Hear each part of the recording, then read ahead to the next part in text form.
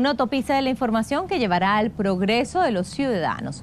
Con esas palabras, el vicepresidente de Estados Unidos del gobierno de Bill Clinton definió en 1995 la expansión de Internet. Eran tiempos en los cuales arreciaba la idea del fin de las ideologías y el supuesto triunfo del capitalismo como sistema político que propagaba libertades y crecimiento económico.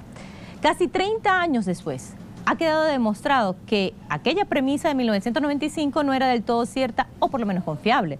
Con la expansión de Internet no hubo hiperdemocratización, pero sí hiperconcentración de información. Hoy 5 firmas, Google, Microsoft, Facebook, Apple y Amazon, acaparan más del 90% del tráfico virtual, cifras que ponen en cuestionamiento esa premisa que divulgar información enrumba hacia una mayor libertad ciudadana. ¿Cuáles y cómo operan estas cabezas visibles de este conglomerado tecnológico que controla, divulga y supervisa la información y que ofrece además a gobernantes y sectores de poder datos por votos en urnas? ¿Se puede llamar democratización a Internet que direcciona los mensajes según el público, discrimina y hasta censura? El imperio de la Big Data. Pongamos el punto en la I.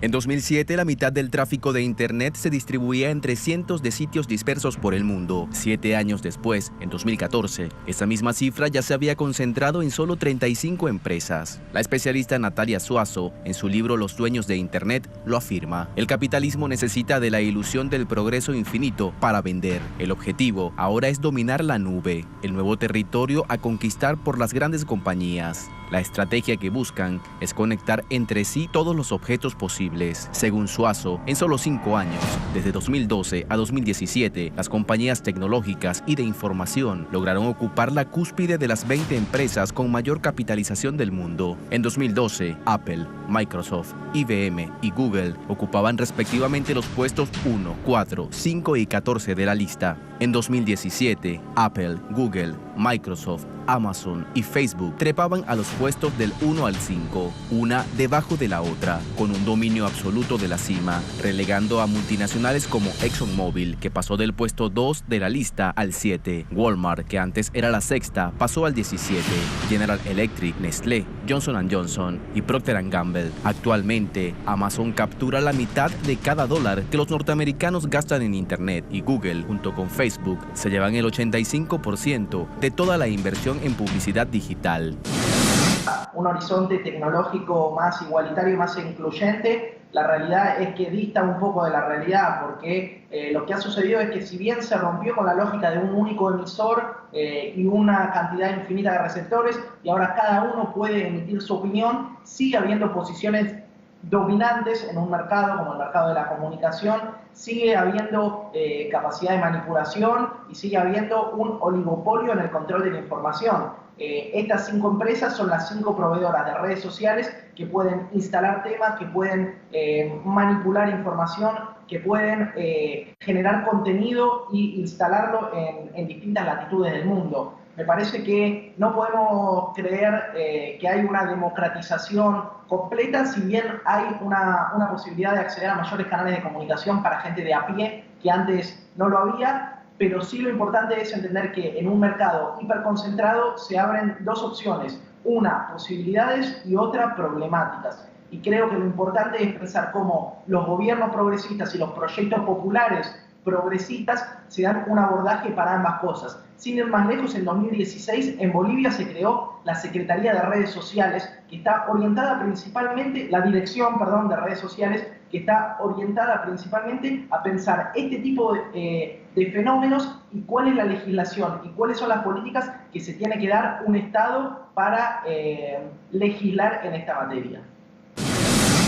todo este poder tiene también una fuerte capacidad de fuego en la política. Fue el Washington Post quien reveló que los ejecutivos de Facebook, Google y Amazon fueron los que donaron más dinero a la campaña electoral de Barack Obama y mantenían reuniones casi semanales con el expresidente. Según revela Google Transparency Project, entre el 2012 y 2013, la firma Google tuvo nada más y nada menos que 230 reuniones en la Casa Blanca. Que son empresas privadas también, si bien mucho del debate público se define en las redes sociales, terminan siendo empresas privadas que ponen sus reglas y condiciones. Un ejemplo de la vinculación entre los partidos conservadores y las empresas que se dedican a trabajar con Big Data y publicidad microsegmentada puede ser el caso del Brexit. En el caso del Brexit, quienes estaban por la opción del Leave, de dejar la Unión Europea, trabajaron mancomunadamente con muchas de las empresas de recopilación de datos. De hecho, uno de los procesos que se analizó en el Parlamento británico fue cómo interfirieron gran cantidad de usuarios de Internet, incluso usuarios falsos, para modificar las discusiones, las tendencias y los debates que se daban en Internet.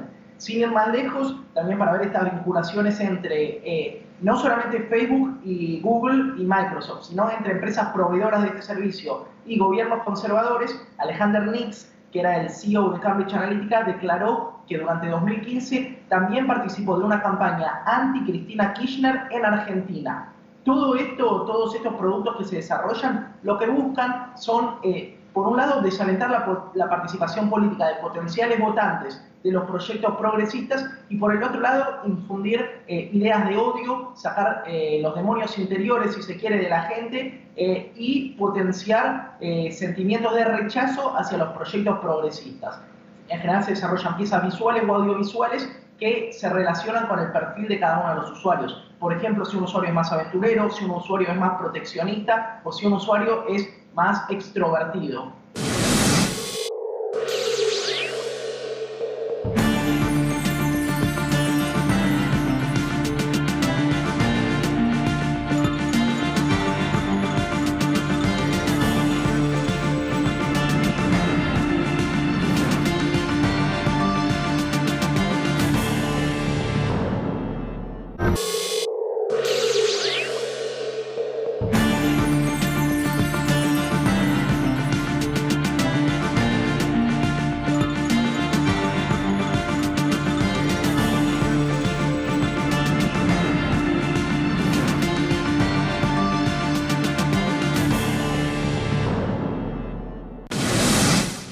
Según revela el libro Los dueños de Internet, en 1985 el Windows 1.0 vendió 500.000 copias. 10 años después, Windows 95 vendió 40 millones. En el 2001, Windows XP vendió 210 millones de licencias. El Windows 10, la última versión, lleva vendidos más de 550.000 millones de dispositivos desde su lanzamiento en el 2015. El crecimiento de Microsoft fue tan desproporcionado que hasta la justicia de Estados Unidos concluyó en 1999 que la corporación tenía una posición de monopolio en el mercado de los sistemas operativos. Microsoft fue fundada en 1975 por Bill Gates y Paul Allen. Su sede está en Redmond, Washington. Su negocio se basó en el desarrollo, producción y licenciamiento del sistema operativo Windows y el paquete de programas Office, que usa el 90% de las computadoras del mundo. En este preciso momento, hay 400 millones de equipos en 192 países y 1.200 millones de personas usando el Office. Bill Gates logró que Windows sea el sistema operativo preponderante en Occidente y lo consiguió haciendo negocios con la educación pública que tanto ha denostado. Según la especialista Natalia Suazo, Gates vende soluciones tecnológicas a las escuelas públicas con el lema "Hay que cambiar la escuela". Mediante este programa, Microsoft se asegura una fidelización de los clientes para el futuro. Muchos de esos niños aprenden con una determinada tecnología, garantizando que la seguirán comprando el resto de su vida. Por ello, Microsoft ofrece sus paquetes de software con precios más bajos por alumno. Captarlos como consumidores les dará una renta de por vida. En el 2008, el Tribunal General de la Unión Europea sancionó a Microsoft por abuso de posición dominante con una multa, nada más y nada menos que de 1.600 millones de euros. Y fue Edward Snowden quien en el 2013 demostró que esa firma colaboraba con agencias de inteligencia norteamericana en programas de espionaje global. Microsoft ha sabido explotar el paradigma que los gobiernos de derecha intentan imponer, que si los estados no sirven y que lo que importa es solo la capacidad emprendedora privada. El presidente argentino, Mauricio Macri, asiduamente tiene reuniones con su compatriota Diego Beckerman, titular de Microsoft en la región. Ups, mucho peligro. Microsoft lideraba cómodamente el sector de tecnología e información hasta principios de esta década. Sin embargo, en 2014 comenzó a presentar pérdidas debido al crecimiento de Google, Facebook, Apple y Amazon, quienes se sumaron al podio que hasta entonces era solo de Microsoft. Google tiene su sede en California y es conducida por Sundar Pichai, nacido en la India. Pichai entró en 2014 trabajando en la barra de búsqueda de Google, que le ganaría a Microsoft la batalla contra su Internet Explorer. Más tarde, dirigió el proyecto para lanzar el navegador Google Chrome. Fue el responsable del ecosistema de aplicaciones Google Drive, supervisó las aplicaciones de Gmail y de Google Maps y condujo el salto de la compañía cuando se hizo cargo de Android, el sistema operativo para móviles que hoy lidera el mercado mundial con 2.000 millones de dispositivos contra los 700 millones de iOS. El sistema operativo de iPhone de Apple. A 20 años de su fundación, el modelo de negocios de Google es el mismo: hacer dinero con datos. Cada año fue esencial incorporar nuevos productos y unificar su operación desde una misma cuenta de usuario, el Gmail, como dirección de correo con la cual loguearse a prácticamente todo. Actualmente, los 7 productos más importantes de la compañía son sus buscadores: Gmail, Android, Chrome, Maps, Google Play, Google Drive. Y tienen más de 1.000 millones de usuarios activos por mes. La firma señaló que el 15% de los habitantes del mundo están utilizando en este momento algunos de sus productos, dándole gratis información y datos a Google acerca de sus gustos y consumos de todo tipo. Los especialistas en tecnología de la información señalan que Google es la única compañía que tiene datos suficientes en tiempo real para entender qué piensa el planeta, sin que esto sea una metáfora. Google se volvió tan grande que los políticos le temen. El 89% del mercado de búsquedas están en manos de su firma. A su lado está Facebook con 2.200 millones de usuarios, casi un tercio del planeta. ¡Wow! Muchos de ellos ven en Facebook como su principal fuente de noticias sin saber que es su principal espía. Muy interesante, que tiene que ver con el valor económico de la información y el poder que tiene Google al concentrar grandes masas de millones de usuarios de información. Todo lo que nosotros hacemos en Internet, todo lo que nosotros hacemos en redes sociales deja una huella digital. Por eso Google puede saber desde los videos que uno mira en YouTube hasta las publicaciones que uno likea en Instagram o en Facebook. Más allá de eso, Google puede tener acceso a través de aplicaciones al micrófono, Google puede tener acceso a la ubicación geográfica de la persona a través del GPS del celular, incluso puede tener acceso a los consumos en el supermercado a través del resumen de la tarjeta de crédito o de débito. Todo este cúmulo de información tiene un valor económico y político que muchas veces es invisibilizado. Y obviamente, como traías vos, las plataformas tienen un posicionamiento político. O sea, no podemos pensar que las empresas proveedoras de redes sociales son empresas neutrales o acríticas, sino que son unas cuasi editoriales de lo que sucede en su propia plataforma. Lo hemos visto en un montón de situaciones, hemos visto la utilización que se da en campaña de estos casos. Sin ir más lejos, mencionaban el tema de Venezuela, mencionaban el tema de Nicaragua, qué pasa con los bloqueos de cuentas, qué pasa con los bloqueos de algunas piezas de Twitter o de algunas piezas de difusión, que son puntos a tener en cuenta. De hecho, te traigo 2 datos más que pueden ser interesantes. Una que tiene que ver con la utilización de WhatsApp en campaña, que es lo que se está empezando a discutir, grupos anidados de WhatsApp que empiezan a filtrar fake news, y otra, la utilización en campaña de Internet que se viene en Bolivia, que es uno de los países que tiene una brecha digital más pronunciada en el continente, pero que sin embargo está empezando a haber una contienda muy importante por la utilización de las redes sociales y por quién se impone en el debate en las redes sociales.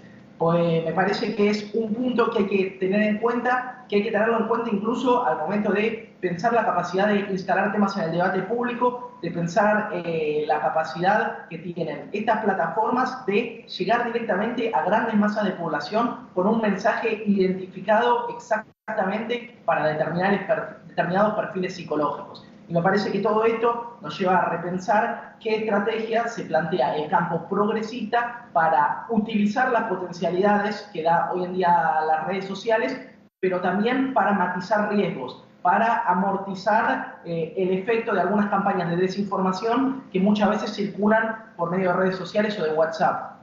Último punto, ahí aparece un debate muy interesante que tiene que ver con si se puede controlar o no las fake news. O sea, ¿el Estado tiene la potestad de controlar y sancionar a aquellos que difunden noticias falsas por redes sociales o por Internet? Bueno, la respuesta es polémica y si la respuesta fuese sí, yo creo que de hecho muchos de los grandes medios también deberían ser sancionados porque son promotores, propulsores y difundidores de grandes cantidades de noticias falsas también. Entonces, las fake news no son solamente un fenómeno de Internet, pero sí empiezan a ser mucho más peligrosas con empresas que tienen acceso a gigantescos volúmenes de datos. Facebook es el tercer sitio y la primera red social más visitada del planeta. En la mayoría de las naciones del globo es el sitio número 1 de visitas. En el resto del mapa domina Google, excepto en China, donde lo hace Baidu, en Rusia, donde lo hace Yandex, y en Japón, donde aún reina Yahoo. Otras de sus propiedades son WhatsApp, con 1.300 millones de usuarios, e Instagram, con 700 millones, y en franco crecimiento. Todo esto suma casi 4.300 millones de interacciones, siendo la publicidad el 65% de los ingresos de Facebook, según detalla la investigadora Natalia Suazo. Con ese poder, Facebook recibió la acusación más grande de su historia, con el triunfo de Donald Trump en 2016. Fue acusada de multiplicar las noticias falsas y aumentar la polarización de la sociedad estadounidense. Hasta ahora, nadie le ha pedido a Mark Zuckerberg, el fundador de la compañía, que explique cómo funciona su algoritmo, o sea, el corazón del sistema que hace que veamos una cosa y no otra, ni se ha concienciado masivamente a la población de tener cuidado de qué información ofrece a los grandes conglomerados que gestionan Big Data como Facebook. El evento con el que saltan a la luz la utilización de grandes volúmenes de datos mezclados con perfiles psicológicos y publicidad segmentada para llegar a determinados estratos de la población tiene que ver con la campaña de Donald Trump en 2016. Cuando Alexander Nix, que es el CEO de una empresa que se llama Cambridge Analytica, empieza a reconocer que utilizaron Big Data, grandes volúmenes de datos que se recopilaban a través de una aplicación de Facebook que se llamaba My Personality, en donde las personas voluntariamente cedían el acceso a sus likes, a sus compartidos y a sus publicaciones para que la aplicación supuestamente desarrollara un test de personalidad. ¿Qué pasaba? Que además de eso, lo que sucedía era que también la persona que aceptaba términos y condiciones le brindaba la capacidad de acceder a los datos de sus amigos. En ese momento los likes y mucha de la información de Facebook era pública. ¿Qué pasó? Que Cambridge Analytica pudo desarrollar una base de datos de 50 millones de personas en Estados Unidos. Y lo que hicieron con esta información fue empezar a trazar perfiles psicológicos orientados a desarrollar algunos productos audiovisuales para impactar en campaña. ¿Qué hacían? Cruzaban los 50 millones de datos de perfiles que tenían en Internet con un test que se llamaba Test Ocean. Este test lo que permitía es, en base a 5 variables, determinar ciertos rasgos de personalidad y construir algunas matrices de personalidad. ¿Qué fue lo que sucedió? Que a partir de estas matrices y con la publicidad microsegmentada que te permite Facebook, con una segmentación geográfica bastante precisa, lo que hicieron fue intervenir de manera sucia en campaña. ¿Por qué decimos sucia? Porque no se hacía publicidad en favor del candidato Donald Trump. Uno de los objetivos, por ejemplo, era lograr que la comunidad afroamericana más tendiente a votar a los demócratas no se acercara a las urnas, o que aquellos demócratas que estaban decepcionados con la candidatura de Hillary Clinton tampoco se acercasen. Este es el primer hecho que sale a la luz de la utilización de redes sociales y Big Data en campañas políticas, pero no es el último. De hecho, hace menos de un mes el Parlamento británico sacó un informe en el que condena a Facebook diciendo que es un gángster digital. ¿Por qué se refiere a esto? Porque el Parlamento británico juzga que Facebook viola conscientemente las leyes que tienen que ver con la privacidad de datos de los distintos países y a su vez denuncia que Facebook no tiene un código de ética y que a través de la información que recolecta de sus aplicaciones y de sus servicios vende esta información y comercia con los datos de miles de millones de usuarios. Esto es muy interesante, sobre todo si lo empezamos a ver cómo funciona en América Latina y empezamos a pensar en las futuras campañas presidenciales, cómo se empiezan a usar estos grandes volúmenes de datos y esta microsegmentación que permite llegar directamente al celular o a la computadora de cualquiera de los potenciales votantes. Mucho tiempo Facebook se lavó las manos tratando de deslindarse de este tipo de práctica. Lo cierto es que los distintos informes de las organizaciones internacionales dicen que Facebook y la directiva de Facebook conocía el funcionamiento de estos sistemas previamente a los procesos electorales y previamente a que se desataran los escándalos por utilización de datos. La Big Data es la vigilancia de tu vida. Perdón, quise decir la recopilación de tus datos. Pero no es nada inocente o como me estás escuchando. Realmente es escudriñar el alma de cada persona. Sus sentimientos, emociones, cómo piensan, cómo actúan, sus necesidades, para luego dirigirles mensajes y que consuman según lo que más desean en sus vidas. Es un espionaje light a gran escala. ¿Por qué es light? Porque se hace con el consentimiento de cada uno. Pero al caer la información dada de manera espontánea en manos perversas, todo puede resultar fatal. Así, Donald Trump llegó a la presidencia. Y vaya qué fatalidad.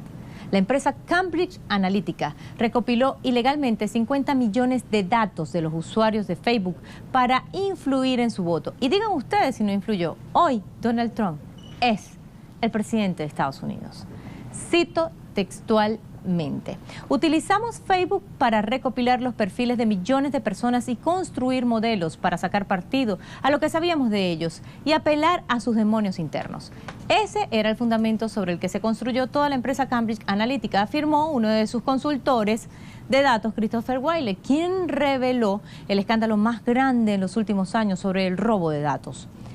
En este momento que estoy hablando con ustedes, millones y millones de personas están dando sus datos y siguen filtrándose para moldear el mundo y la sociedad que las grandes empresas quieren, facilitado además por las redes sociales.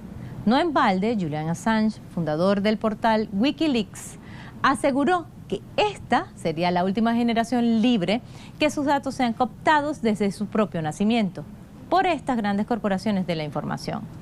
Ustedes, nosotros, estamos espiados. Sonríe, estás espiado. Pusimos el punto en la I.